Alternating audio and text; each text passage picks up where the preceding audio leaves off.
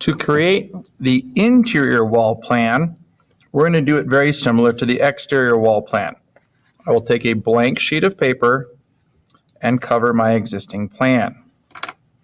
I will use a marker from the bin to carefully trace not only my exterior walls, but also adding in any interior walls that I will be drawing. I'm just going to use this section for this demonstration. Obviously, you would continue to go all the way over. I'm again going to draw as I add the interior walls over any door openings. I am not currently interested in any of the door openings. I am just interested in the location of walls.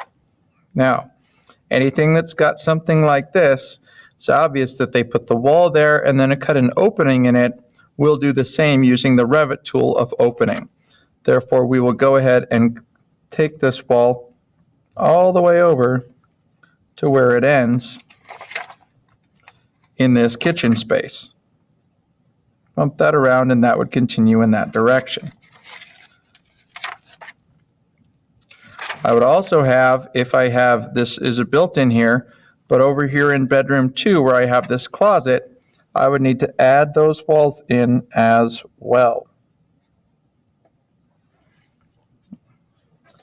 And go here, we've got an opening there.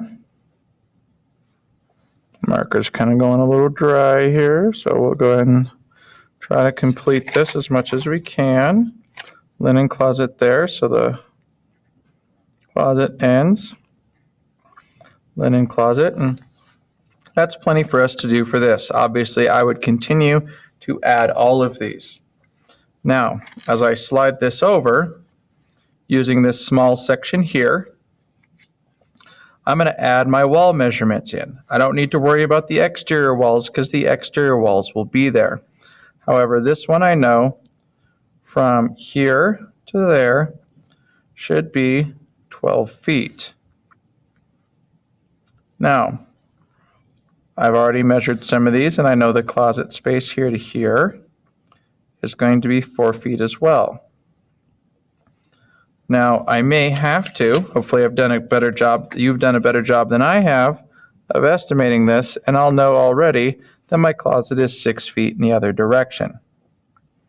So from there, I know normally we don't cross dimensions, but if we have to in this drawing, you can do so if you need to, is 6 feet. We'll measure the front to back here of this linen closet. It should be somewhere around 2. Looks to be 2 feet that way. And then this hallway goes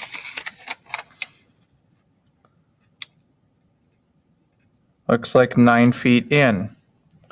From there to there would be 9 feet. Again, we're ignoring the fact that there's a gap here for now, and we'll add that in later. Okay. So we were already told that this was 11.6 wide, so we know that the location of this wall to that wall is 11 feet 6 inches.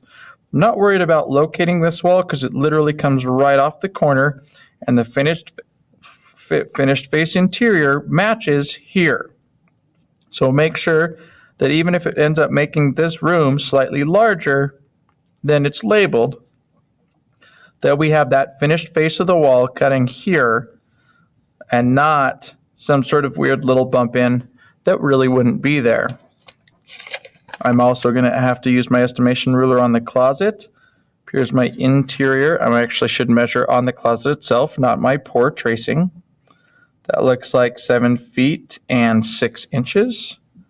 So 7, I'll label it on the inside since that's where I measured it, 7 feet 6 inches there. And the closet depth should be at 2 feet. I'm going to add that right there. Feel free to make any markings that you need. The purpose of this drawing is to make sure that you have a place for all of your walls and you know exactly where all of them will go. Again, I would continue with this exercise, filling out this space for the entire room. This would be the third page in my packet.